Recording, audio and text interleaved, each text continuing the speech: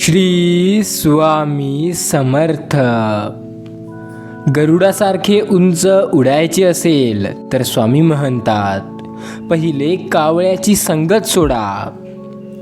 आयुष्यात काहीतरी मोठं करायचं असेल तर पहिले स्वतःवर विश्वास ठेवा.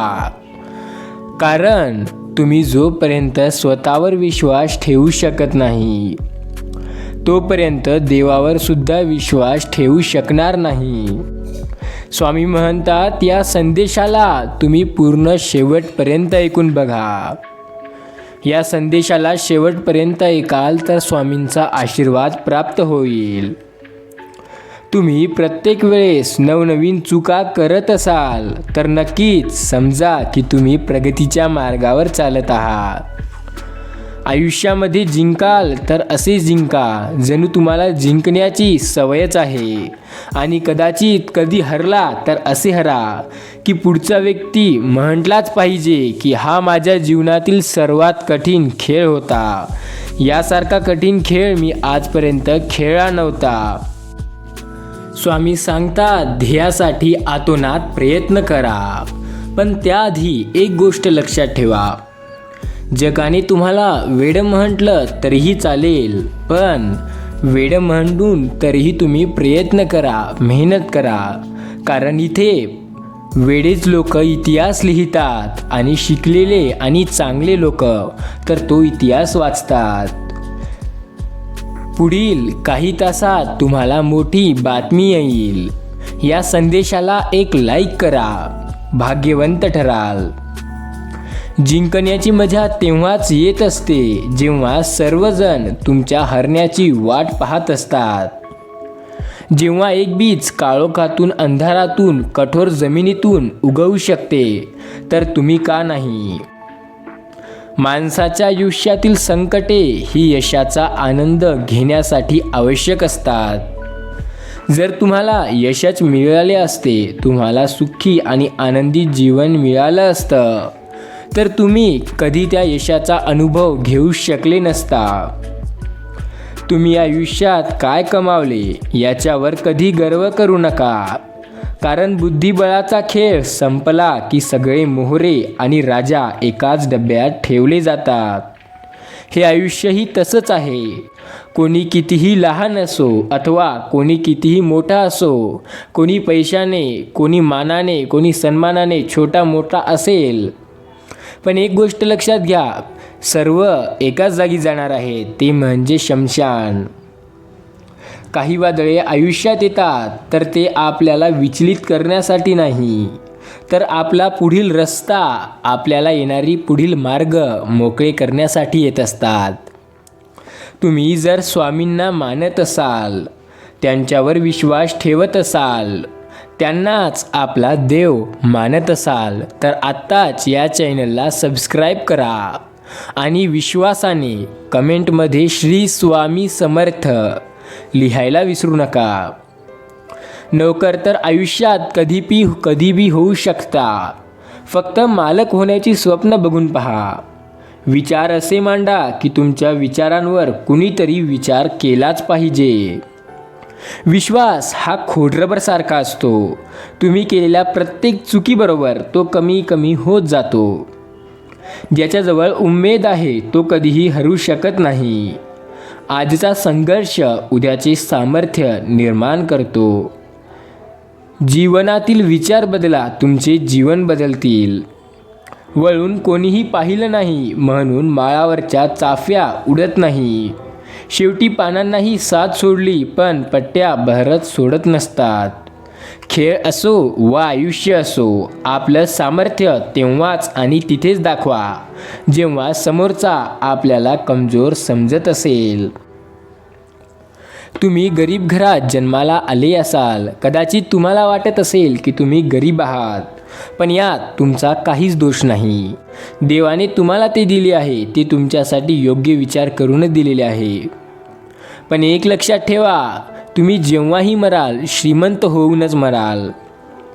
एक गोष्ट लक्षात ठेवा, तुम्हाला आता खूप मेहनत करावी लागेल, कारण ते केल्याशिवाय तुम्हाला यश मिळणार नाही.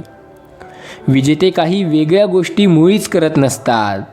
फक्त फरक एवढा असतो, ते जे पण गोष्टी करतात ते प्रत्येक गोष्ट वेगळेपणाने करतात. आयुष्यात एकदा कर्तृत्व सिद्ध झालं की संशयाने बघणाऱ्या नजरा आपोआप आदराने झुकतात. अपयश म्हणजे संकट नव्हे, आपल्या योग्य मार्गावर आणणारे मार्गसत दगड आहे. हरला तरी चालेल, फक्त जिंकणारा स्वतःहून म्हटला पाहिजे. हा खेळ आयुष्यातील सर्वात कठीण खेळ होता. स्वतःची तुलना इतरांबरोबर करू नका. तसे केल्यास तुम्ही स्वतःचा अपमान कराल. तुम्ही कोण आहात आणि तुम्हाला कोण व्हायचंय यातलं अंतर म्हणजे तुम्ही आत्ता नेमकं या वेळेत काय करत आहात. कितीही मोठा पाठिंबा असला तरीही यशस्वी तोच होतो ज्याच्या रक्तातच जिंकण्याची हिंमत असते. स्वामी सांगतात, या जगात लढणारे पाहिजे, रडणारे तर खूप आहेत. तुम्ही ठरवलेल्या ध्येयांवर लोक हसत नसतील तर तुमची ध्येय खूपच लहान आहेत, हे लक्षात घ्या.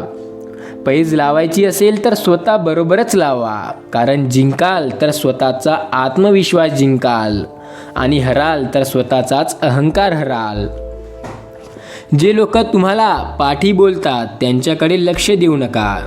ते तुमच्या पाठीशी आहेत आणि पाठीच राहणार आहेत. ते तुमच्यापेक्षा खूप खालच्या स्तराला आहेत. त्यांना तुम्ही पाहून ते तुमच्यावर जळत असतात. शून्यालाही देता येते किंमत, फक्त त्यापुढे एक होऊन उभे राहा.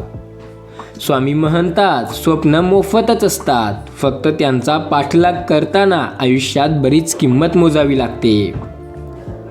स्वामी म्हणतात, जे द्याल तेच परत मिळवाल. त्यामुळे इज्जत असो की धोका ते विचार करून द्या, कारण की जे तुम्हालाही एक ना एक दिवस नक्कीच परत मिळेल. जैसे ज्याचे कर्म तैसे फळ देतो ईश्वर. लोक तुमच्याशी कसे वागतात हे त्यांचे कर्म, त्यांच्यावर तुम्ही कसा प्रतिसाद देता हे तुमचे कर्म. जेव्हा तुमची चुकी नसतानाही तुमच्यावर अन्याय होत असेल तर समजून जा की आता तुम्ही खरे चांगल्या मार्गावर चालत आहात. आता तुमचे चांगले दिवस येणार आहेत. जर तुम्ही धर्म कराल तर देवाकडून तुम्हाला मागावं लागणार नाही, आणि जर तुम्ही कर्म कराल तर देवाला तुम्हाला द्यावंच लागेल. जे तुमच्यासोबत होऊ नये असे वाटते ते दुसऱ्यासोबत बी करू नका. स्वामी म्हणतात, विश्वासाने एकदा मला कमेंटमध्ये लिहा, स्वामी शक्ती सोबत आहे. कर्म हे रबरासारखे असते, तुम्ही त्याला ताणवू शकता आणि जसे ताणाल तसे ते तुमच्याकडे परत येईल. रबराला जसं ताणवलं की वापस येतो तसेच कर्मसुद्धा असतात. स्वामी सांगतात, या जन्मात केलेल्या चुकीची शिक्षा याच जन्मात मिळते, त्यालाच कर्म म्हणतात. तुम्ही जसे कर्म करता तुम्हाला त्याचे तसेच फळ मिळते. त्यामुळे योग्य कर्म करा तरच योग्य फळ मिळेल. तुम्ही बाकी कोणत्याच गोष्टीचा विचार करू नका. स्वामी म्हणतात, तुम्ही एकच गोष्ट लक्षात घ्या, दुसऱ्यासाठी जगणारे खऱ्या अर्थाने जिवंत जगत असतात. बाकी सर्व तर जिवंत असूनही काहीच कामाचे नसतात, ते मेल्यासारखेच असतात. स्वामी म्हणतात, तुमचा माझ्यावर विश्वास असेल तर तुम्ही हा संदेश शेवटपर्यंत ऐकून बघा. तुम्हाला मोठा अनुभव येईल. विश्वासाने या संदेशाला शेवटपर्यंत ऐका, स्वामींचा आशीर्वाद प्राप्त होईल. स्वामी म्हणतात, आपला धर्म निभावण्यापेक्षा जास्त महत्त्वाचे आपले कर्म निभवा. जे तुम्ही करता ते परत मिळते, त्यामुळे त्यावर लक्ष द्या. जीवनात जर तुम्हाला यशस्वी व्हायचं असेल तर तुम्हाला कर्माची चिंता करावी लागेल, फळाची नाही. कारण आपल्या हातात फक्त कर्म करणे आणि त्याची अपेक्षा ठेवणे आहे. ते कर्म असेच व्हावं किंवा त्याचं आपल्याला हेच फळ मिळावं हे आपल्याला ठरवता येत नाही. आशा सोडायची नसते, निराश कधी व्हायचं नसतं. अमृत मिळालं नाही म्हणून विष कधी प्यायचं नसतं. स्वामी म्हणतात, प्रत्येक सकाळ एक नवीन ताजेपणा घेऊन येते. त्याच ताजेपणाने आपणही काहीतरी नवीन केलं पाहिजे. स्वामी बोलतात, आयुष्यात जे पाहिजे ते मिळवा. फक्त एवढी काळजी घ्या, आपल्या जगण्याचा मार्ग लोकांचे मने तोडून जाणारा नसावा. सगळी दुनिया तुमच्याशी स्वार्थापोटी जोडलेली असते, तर कुटुंब नेहमी निस्वार्थपणे जोडलेलं असते. स्वामी म्हणतात, अनमोल जीवनात एक गोष्ट लक्षात ठेवा, तुम्ही जे करता त्यावर थोडं लक्ष द्या, कारण तेच तुम्हाला पुढे कामी येणार. दररोज तुम्ही जीवनात चांगले कर्म करा, त्याचे फळ तुम्हाला मिळणार हे मात्र नक्की. आनंद नेहमी चंदनासारखा असते, दुसऱ्याच्या कपाळावर लावा, आपलीही बोटे सुगंधित होतात. वाटायचा असेल जीवनात तर आनंद वाटा, कारण आनंदाची एक अशी गोष्ट आहे जी तुम्ही वाटाल तर तुम्हाला त्याचा चांगलाच फायदा होईल. स्वामी म्हणतात, तुम्ही विश्वासाने माझ्यावर भक्ती करता, मी तुम्हाला कधी थकू देणार नाही, कोणत्या गोष्टीत तुम्हाला हरू देणार नाही. तुमचा हा विश्वास असाच ठेवा, तुमच्या जीवनात जे काही अडचणी येतील ते मी स्वतः दूर करीन. त्यामुळे स्वामींवरती तुमचा विश्वास असाच असू द्या. स्वामी सांगतात, काही गोष्टी तुम्हाला आयुष्यात या कारणाला येत असतात, जे तुमचं आयुष्य चांगलं चाललंय ते आणखीन चांगलं करायला.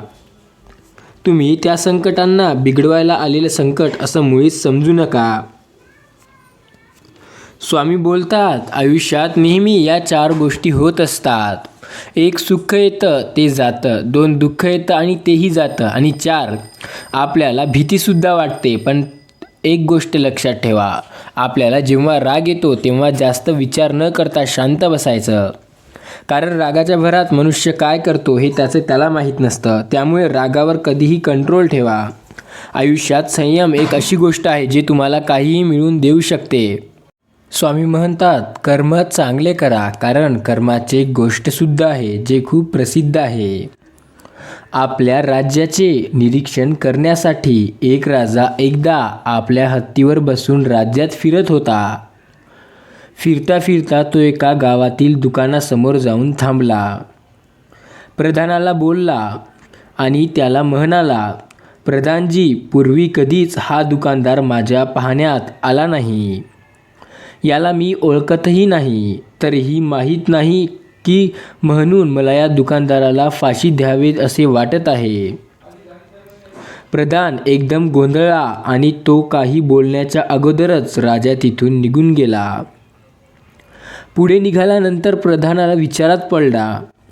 त्यानं ते दुकान पाहून ठेवलं आणि तो राजाच्या मागे मागे जायला निघाला.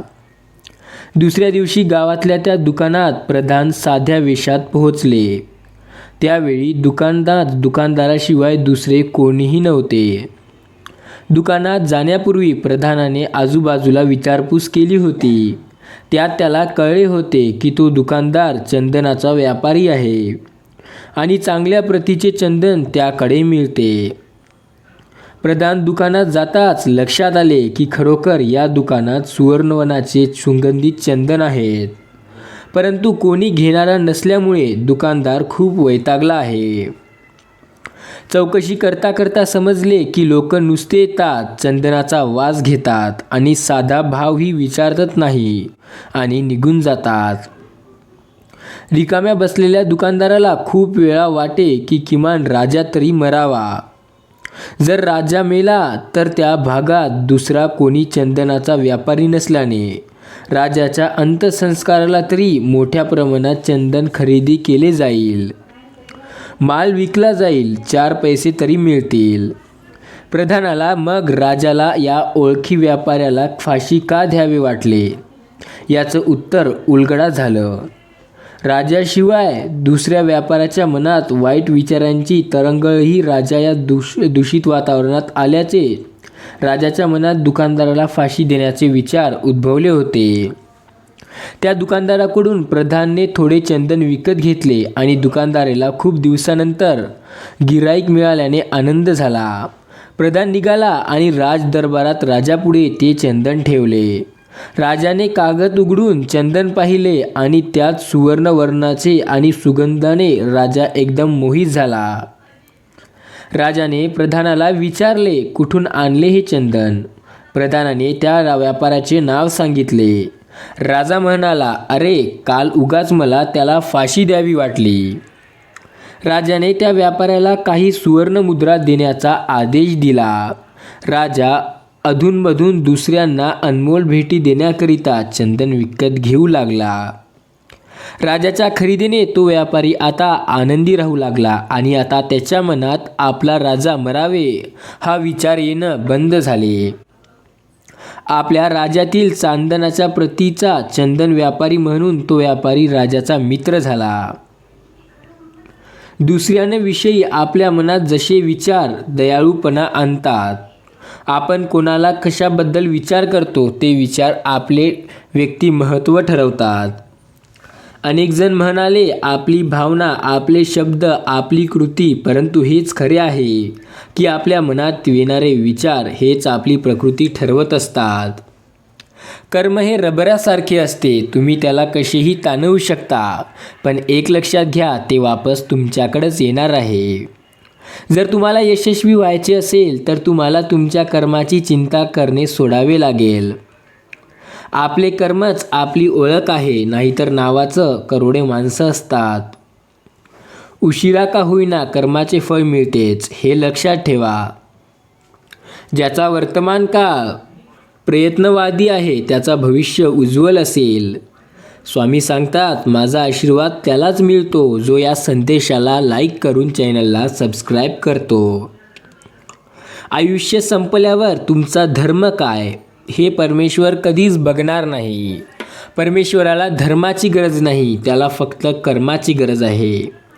परमेश्वर फक्त तुमचे कर्म बघेल. मनुष्य हा कर्माने महान ठरतो, धर्माने नाही. आपली चांगली वेळ जगाला सांगते की आपण काय आहोत, परंतु आपली वाईट वेळ आपल्याला सांगते की जग काय आहे. सत्कर्मी माणसाला जीवनात अडचणी येतात, परंतु त्या सुटणाऱ्या असतात. याउलट जो दुसऱ्याला अडचणीत आणतो त्याची अडचण जीवनभर संपत नाही. तुमची चूक नसतानाही जर तुमच्यावर अन्याय होत असेल तर समजून घ्या की अन्याय करणारे चांगले दिवस काही लवकरच येणार आहेत. वाहत्या पाण्याप्रमाणे चांगले कर्म करत राहा. वाईट गोष्टी बऱ्याच येतील, पण त्यांना बाजूला करत पुढे चालत राहा. नेहमी देवावर निसंकोच विश्वास ठेवा. योग्य वेळी तो इतका देईल की तुम्ही घेऊसुद्धा शकणार नाही. तुम्हाला तेच मिळणार जे तुम्ही दुसऱ्याला द्याल. स्वामी सांगतात, आयुष्यात प्रत्येक गोष्ट मनासारखी नाही होत, पण काही वेळा होत असते आणि ती वेळ फक्त देवावर विश्वास ठेवल्यानंतरच येते. जर तुम्ही कर्म चांगले कराल तर देवाकडून तुम्हाला मागावे लागणार नाही. स्वामी म्हणतात, विश्वासाने गोष्टी करा, कारण ज्या गोष्टी विश्वासाने केल्या जातात त्या पूर्ण होतात. परमेश्वरापेक्षा कर्माची भीती बाळगा. एक वेळ परमेश्वर माफ करून देईल, पण कर्म कधी माफ नाही करणार. चांगले केलेले काम कधीही वाया जात नाही. जरी आज यश मिळाले नाही तरी क्रिया, त्याची प्रतिक्रिया या निसर्ग नियमानुसार मिळणार. यश हे तुम्हाला लवकर मिळणार आहे. फक्त तुमचा विश्वास प्रबळ ठेवा. तुमचा विश्वास आणि आत्मविश्वास तुम्हाला त्या गोष्टीसुद्धा मिळवून देईल ज्या अशक्य आहेत. स्वामी म्हणतात, अरे बाळा, ज्या गोष्टीचा तू विचार करतो ते तुला लवकरच मिळणार आहेत. तू जास्त विचार करू नको, कारण आता तुझे स्वप्न लवकर सत्यात येणार आहेत. विश्वासाने या संदेशाला लाईक करून पुढे जा, तुम्हाला अनुभव येईल. स्वामी सांगतात, येत्या 48 तासात तुम्हाला मोठी धनप्राप्ती होणार आहे. येत्या 48 तासात तुम्हाला मोठमोठे अनुभव येणार आहे. येत्या 48 तासांमध्ये तुम्ही ज्या गोष्टीचा विचार केला नव्हता त्या तुम्हाला मिळणार आहेत. स्वामींचं वरदान त्यांनी तुमच्यासाठी पाठवलं आहे आणि लवकर या हप्त्यातच मिळणार आहे. तुम्हाला लवकर अनुभव येईल जर तुम्ही संदेशाला लाईक कराल तर. स्वामी सांगतात, विश्वास ठेवा. प्रत्येक गोष्ट मनासारखी होत असते, फक्त विश्वासही तेवढाच लागतो. स्वामींचे नामस्मरणसुद्धा करा, कारण स्वामी म्हणतात, जो माझं नामस्मरण करतो मी त्याला सदैव त्याच्या आयुष्यात सुख आणि समृद्धी देतो. त्यामुळे माझे नामस्मरण करायला विसरू नका. तर म्हणा एकदा, श्री स्वामी समर्थ. आयुष्यात काही अडचणी येतात ज्या आपल्याला रडवतात, पण काही अशा असतात ज्या आपल्याला असा अनुभव देऊन जातात जे आपण कधी विचारही केला नव्हता. स्वामी म्हणतात, तुमचा विश्वास असा ठाम बनवा की देवालाही देणं भागच पडलं पाहिजे. विश्वासाने केलेली किंवा विश्वासाने मागितलेली गोष्ट सर्वात पहिले मिळते. बाकीच्या आपोआप तर कर्मानेही मिळतात. तुमचा विश्वास ठेवा देवावर आणि त्याच्या शक्तीवर, कारण देव त्याच्या शक्तीवर जो विश्वास ठेवतो त्यांनाच देतो. बाकी तर सर्व देवाच्या नावाखाली फक्त भक्ती करतात, पण विश्वास तेच लोक ठेवतात ज्यांची खरी श्रद्धा असते. स्वामींचा आज तुम्हाला मोठा संदेश आला आहे. हा संदेश तुम्ही शेवटपर्यंत ऐकला आहे. त्यामुळे स्वामी म्हणतात, काळजी करू नका. तुमचे सर्व अडचणी, तुमचे सर्व संकट मी येत्या काही तासात दूर करणार आहे. फक्त विश्वासाने 210 म्हणजेच 210 असा अंक कमेंटमध्ये लिहा. तुम्ही 210 हा चमत्कारी अंक कमेंटमध्ये लिहिसाल तर तुम्हाला माझा आशीर्वाद प्राप्त होईल. श्री स्वामी समर्थ.